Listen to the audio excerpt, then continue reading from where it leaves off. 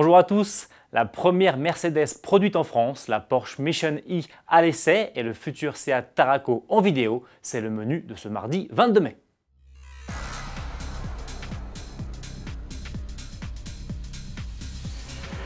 C'est historique. Pour la première fois de sa longue histoire, Daimler va fabriquer un modèle Mercedes en France. Le groupe allemand vient d'annoncer qu'il produirait un véhicule électrique dans l'usine Smart de Hambach en Moselle, où est aujourd'hui assemblée la Fortwo. Il s'agira de la berline compacte EQA qui a été préfigurée dès septembre 2017 par le concept EQA que l'on voit ici sur ces images. Celui-ci annonçait des dimensions inférieures à celles d'une Mercedes classe A. Surtout, il était animé par deux moteurs électriques pour une puissance de 272 chevaux et une autonomie de 400 km. Le modèle de série devrait voir le jour en 2020. Et puisque l'on parle de production chez Mercedes, sachez que la classe G de seconde génération, qui a été présentée en janvier dernier à Détroit, vient d'arriver sur les lignes d'assemblage de l'usine de Magnaster à Graz en Autriche. Pour rappel, le mastodonte étoilé est proposé chez nous avec deux V8 suralimentés, 422 chevaux pour le G500 et 585 chevaux pour le G63 signé AMG, mise à prix 110 700 €. Chez Aston Martin aussi, l'heure est à la fabrication, en l'occurrence à celle de la nouvelle Vantage. Le coupé vient en effet d'entrer en production à Gaydon, au Royaume-Uni.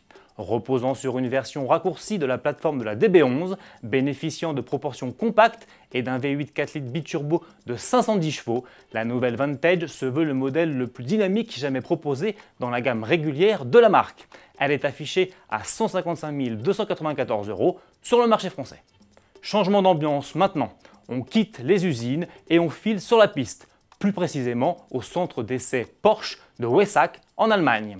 Le pilote Mark Webber, passé par la F1 et l'endurance, est désormais ambassadeur Porsche et a testé la future Mission E, le premier modèle 100% électrique de la marque de Stuttgart. Encore largement camouflé, le véhicule se serait montré particulièrement dynamique. Le VRP australien a notamment été étonné par les 4 roues directionnelles, les performances et la qualité du freinage. La berline électrique est attendue en 2019. Info Seat pour finir. Annoncé par le biais d'un teaser au mois de février, le Tarraco, le futur grand SUV 7 places du constructeur espagnol, refait aujourd'hui parler de lui. Le modèle se laisse en effet apercevoir dans une première vidéo publiée sur le compte Twitter de Seat Espagne.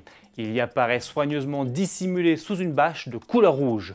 Cela nous permet de découvrir sa signature lumineuse, désormais caractéristique de la marque ibérique. Troisième SUV de la firme après la TK et la Rona, le Tarraco doit être lancé en fin d'année. À demain!